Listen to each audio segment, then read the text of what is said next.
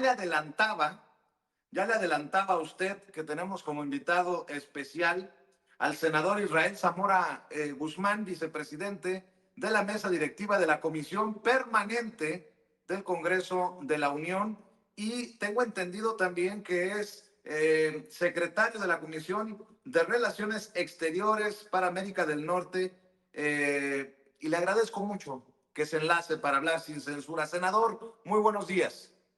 ¿Qué tal, Vicente? ¿Cómo estás? No sé si me escuchas bien. Correctamente, sí te escucho.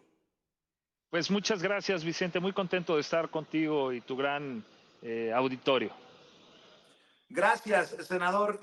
¿Cómo ves este injerencismo del embajador de Estados Unidos en México, aprovechando que eres secretario en la Comisión de Relaciones para América del Norte? El presidente es tajante, es imprudente, dice Ken Salazar, y bueno, quiero escuchar tu opinión.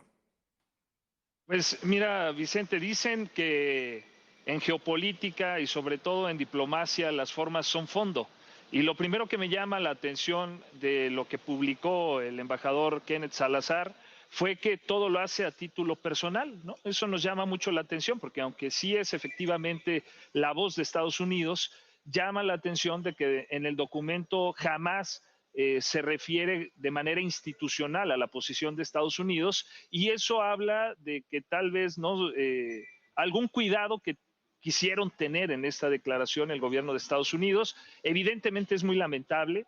Coincidimos perfectamente con el presidente de la República, estimamos que fue una equivocación haberlo hecho de esta manera y creemos que es un acto de injerencia en un tema que además, como tú sabes, ha sido muy polémico en nuestro país, que fue motivo incluso decisivo, incluso un factor decisivo para que muchos electores votaran el Plan C, ¿no? Era una de las reformas que más se anunciaba en las plazas públicas en donde estuvimos con la presidenta electa, la doctora Claudia Sheinbaum. Entonces, es evidente que este acto tiene la finalidad de mermar la legitimidad de esta reforma, algo que nosotros consideramos que la legitimidad se la da el pueblo mexicano. Y yo he venido denunciando, Vicente, desde hace más de prácticamente en la semana en que se dieron los resultados de la elección. Esto era parte de una estrategia de la oposición y de no solo de los partidos que se encuentran en la oposición, que muchas veces obedecen a intereses conservadores. Y estos intereses conservadores yo he denunciado tanto en tribuna, en artículos que he hecho para algunos periódicos, que es una estrategia que lo que busca es deslegitimar el gobierno de la doctora Claudia Sheinbaum. Y la estrategia consistía primero en decir que hay una sobrerepresentación, digamos, echaron en un mismo saco la sobrerepresentación que no existe, que no tiene fundamento constitucional y legal, y también el tema de la reforma judicial, que dicen muchos, ellos sin sustento también, que según afectaría los derechos del personal del Poder Judicial de la Federación, de los jueces, magistrados y de los ministros. Y esto es una estrategia en virtud de que en las elecciones por la vía democrática fueron apaleados el día 2 de junio, y como no les queda más, recurren a estas estrategias, y ahorita lo vemos a través de el embajador Kenneth Salazar, de Ken Salazar, pero espérate la próxima semana y espérate a finales de septiembre, a mediados de octubre, y vas a ver cómo van a recurrir a organismos internacionales para decir estas dos cosas que yo estoy sosteniendo, que hay una supuesta sobrerepresentación y que esta reforma judicial violenta los derechos y pone en peligro el Estado de Derecho en México, lo cual es una estrategia falaz, repito, que yo he venido denunciando y que se ha ido cumpliendo según hemos visto. Y ya entrándole al tema del embajador, pues me llama mucho la atención que haga este tipo de declaraciones sobre una reforma que lo que busca es fortalecer la autonomía, la independencia y sobre todo eliminar la corrupción del Poder Judicial.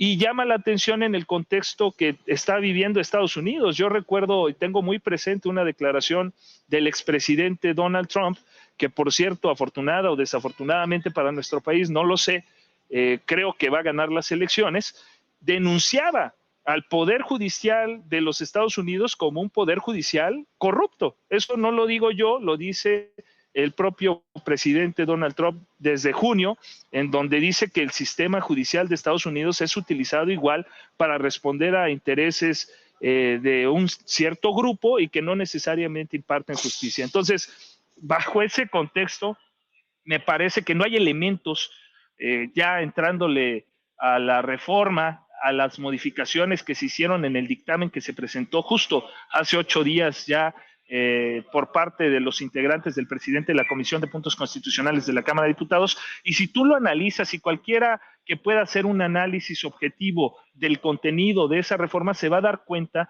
que en ninguna manera se vulnera la autonomía del Poder Judicial, que de ninguna manera se deja, ¿no?, como muchos han argumentado, en facultad del Ejecutivo la manipulación de la justicia o de la administración de justicia en nuestro país. Entonces, en resumen, pues creo que no tienen sustento sus declaraciones, creo que obedecen a intereses particulares, porque también se da en el contexto, no hay que quitarlo y hay que traerlo a relieve, el hecho de que se da a unos cuantos días de que el presidente presentara también una denuncia pública y además por las vías institucionales del financiamiento que ha dado la Embajada de Estados Unidos a grupos opositores al gobierno y que de manera velada financian el acceso a medios para difundir una posición contraria a la de un gobierno democrático. Y eso ya también es lamentable. Entonces, se vino la respuesta diciendo que desde